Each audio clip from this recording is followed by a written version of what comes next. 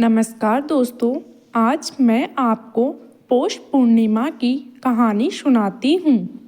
द्वापर युग में एक बार यशोदा मैया ने श्री कृष्ण से कहा कि तुम तो पूरे संसार के पालन करता हो, आज तुम मुझे कोई ऐसा व्रत बताओ जिसे करने से किसी भी स्त्री को विधवा होने का भय न रहे तथा इससे मनुष्य की सभी मनोकामनाएं पूर्ण हो।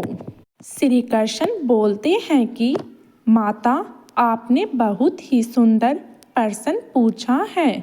मैं आपको इसके बारे में विस्तार पूर्वक बताता हूँ। सौभाग्य प्राप्ति के लिए महिलाओं को 32 पूर्णिमासियों के व्रत को करना चाहिए। इससे उनकी सभी मनोकामनाएं पूर्ण होती हैं और उन्हें सौभाग्यवती होने का आशीर्वाद मिलता है। अब मैं आपको इससे जुड़ी हुई कथा सुनाता हूँ। इस भूमंडल पर एक अत्यंत प्रसिद्ध राजा चंद्रहास से पालित अनेक प्रकार के स्रोतों से परिपूर्ण कार्तिका नाम की एक नगरी थी। वहाँ पर धनवेश्वर नाम का एक ब्राह्मण था और उसकी स्त्री अति सुशील रूपवती थी। दोनों ही उस नगरी में बड़े प्रेम के साथ रहते थे। घर में धन धान्य आदि की कमी नहीं थी, लेकिन उनको एक बड़ा दुख था कि उनकी कोई संतान नहीं थी। इस कष्ट से वह अत्यंत दुखी रहते थे। एक दिन एक बड़ा तपस्वी योगी उस नगरी में आया।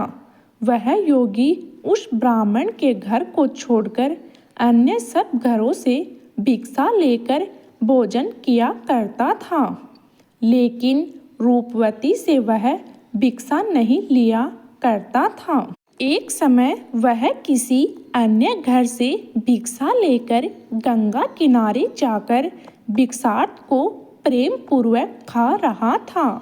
तभी धनवेश्वर ने योगी को देखा और अपनी भिक्षा के अंदाज से दुखी होकर योगी से बोला, महात्मन, आप सब घरों से भिक्षा लेते हैं, परंतु मेरे घर की भिक्षा कभी नहीं लेते, इसका क्या कारण है? योगी ने कहा कि निसंतान के घर की भीख पितरों के अन्न के तुल्य होती है और जो पितरों का अन्न खाता है वह भी पतित हो जाता है। चूंकि तुम निसंतान हो, अतः पतित हो जाने के भय से मैं तुम्हारे घर की भिक्षा नहीं लेता हूँ। धनवेश्वर यह बात सुनकर अपने मन में बहुत दुखी हुआ और हाथ जोड़कर योगी के पैरों में गिर पड़ा तथा आदर्श भाव से कहने लगा, हे महाराज, यदि ऐसा है तो आप मुझको पुत्र प्राप्ति का उपाय बताइए। आप सर्वज्ञ हैं, मुझ पर अवश्य ही यह कृपा कीजिए। धन की मेरे घर में कोई कमी नहीं है, परंतु मैं पुत्र न होने के कारण अत्यंत दुखी हूँ। आप मेरे इस दुख का हरण करें, आप सामर्थ्यवान हैं। यह सुनकर योगी कहने लगा, हे ब्राह्मण, तुम चुनरी देवी की आराधना करो। वह घर आकर उसने अपनी स्त्री से सब वृत्तांत कहा और स्वयं तप के लिए नियमित वन में चला गया। वन में जाकर उसने चुनरी देवी का उपासना की और उपवास किया। चुनरी देवी ने 16वें दिन उसको सपने में दर्शन दिया और कहा, हे धनवेश्वर, तुझे पुत्र होगा, परंतु वह 16 वर्ष की आयु में ही मृत्यु को प्राप्त हो जाएगा। यदि तुम दोनों पति पत्नी 32 पूर्णिमासियों का व्रत विधि पूर्वक करोगे तो वह दीर्घ आयु होगा। जितनी तुम्हारी श्रद्धा हो उतने आटे के दिए बनाकर शिव जी का पूजन करना और पूर्णिमासी का व्रत करना। प्रातःकाल होने पर इस स्थान के समीप ही तुम्हें एक आम का वृक्ष दिखाई देगा। उस पर चढ़कर एक फल तोड़कर शीघ्र अपने घर चले आना और अपनी स्त्री से सब वृत्तांत कहना। जब वह श्री शंकर जी का ध्यान करके उस फल को खा लेगी तब भगवान शंकर की कृपा से वह गर्भवती हो जाएगी। जब वह ब्राह्मण प्रातःकाल उठा तो उसने उस स्थान के पास ही एक आम का वृक्ष देखा जिस पर एक आम का फल लगा हुआ था। उस ब्राह्मण ने उस आम के वृक्ष पर चढ़कर उस फल को तोड़ने का प्रयत्न किया। ब्राह्मण को बहुत चिंता हुई और वह शीघ्र ही विनायक श्री गणेश की वंदना करने लगा और बोला, हे दयानिधि, अपने भक्तों के विघ्नों का नाश करके उनके मंगल कार्य को करने वाले, दुष्टों का नाश करने वाले, रिद्धि सिद्धि को देने वाले आप मुझ पर कृपा करके इतना बल दे कि मैं अपने मनोरथ को पूर्ण कर सकूं। इस प्रकार गणेश जी की प्रार्थना करने पर उनकी कृपा से धन्वेश्वर वृक्ष पर चढ़ गया और उसने एक अति सुंदर आम का फल देखा। उसने विचार किया कि जो वरदान से फल मिला था वह यही है और कोई फल दिखाई नहीं देता। उस धन्वेश्वर ब्राह्मण ने जल्दी से उस फल को तोड़कर अपनी स्त्री को लाकर दिया और उसकी स्त्री ने अपने पति के कहे अनुसार उस फल को खा लिया।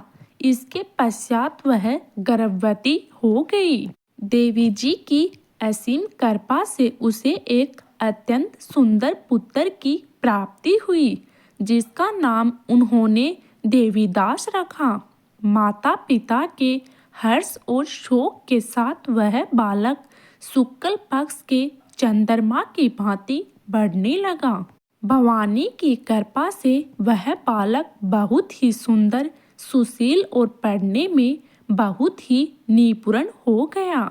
चुनरी देवी की आज्ञा अनुसार उसके माता पिता ने 32 पूर्णिमासी का व्रत रखना आरंभ कर दिया था जिससे उसका पुत्र दीर्घ आयु हो जाए।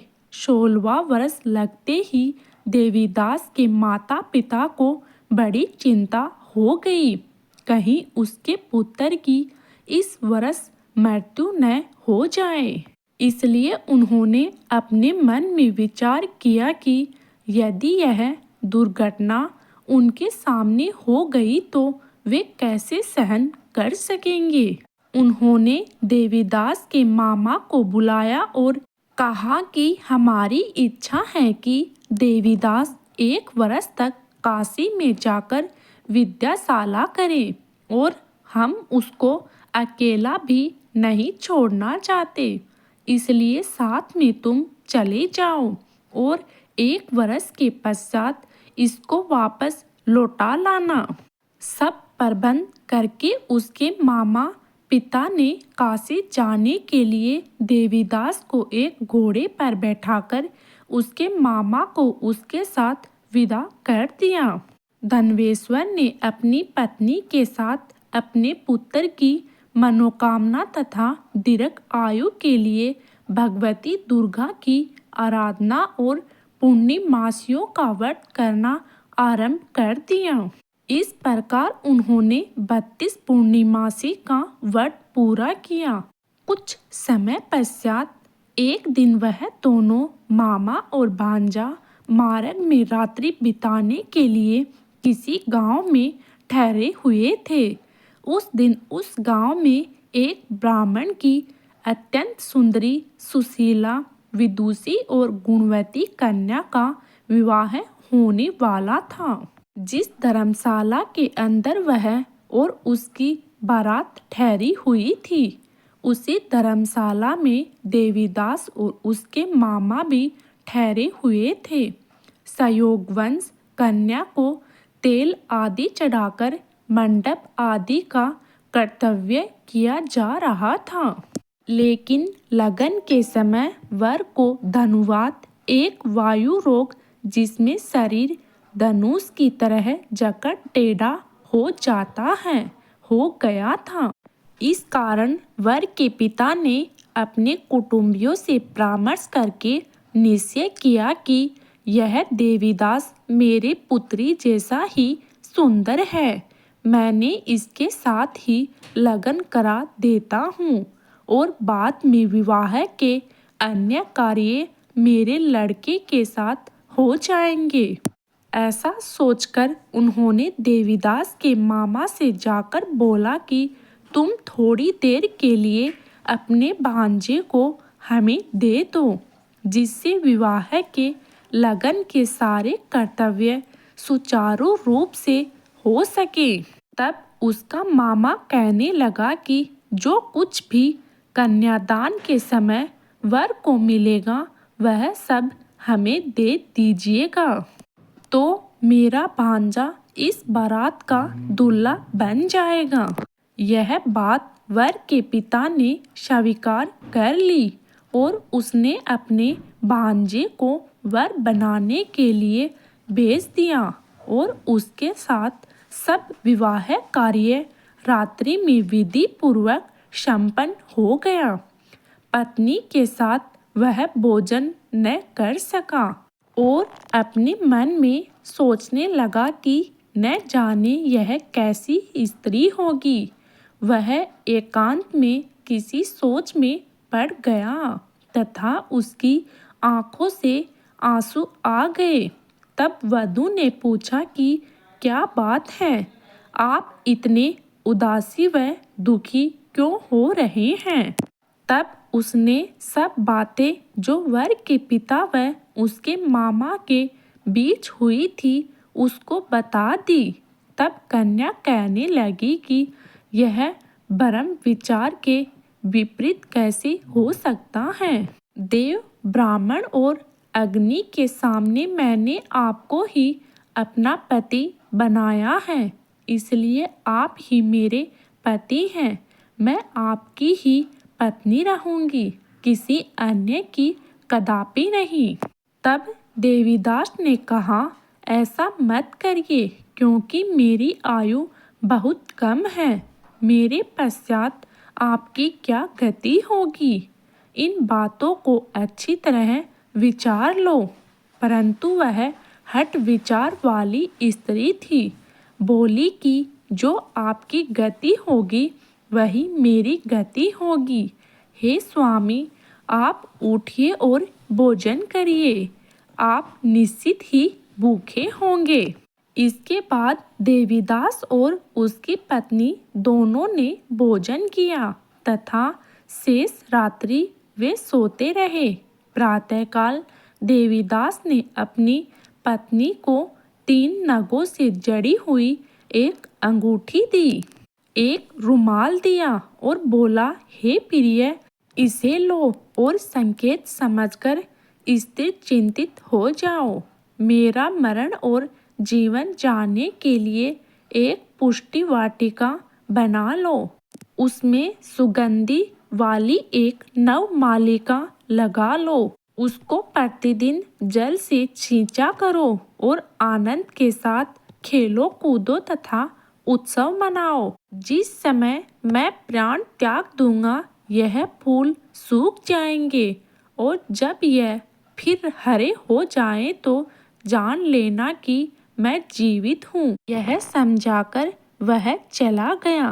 प्रातः काल होते ही वहाँ पर गाजे बाजे लगे और जिस समय विवाह के कार्य समाप्त करने के लिए वर तथा सब बाराती मंडप में आए तो कन्या ने वर को भली प्रकार से देखकर अपने पिता से कहा कि यह मेरा पति नहीं है, मेरा पति वही है जिसके साथ शस्त्र में मेरा प्राण ग्रहण हुआ था।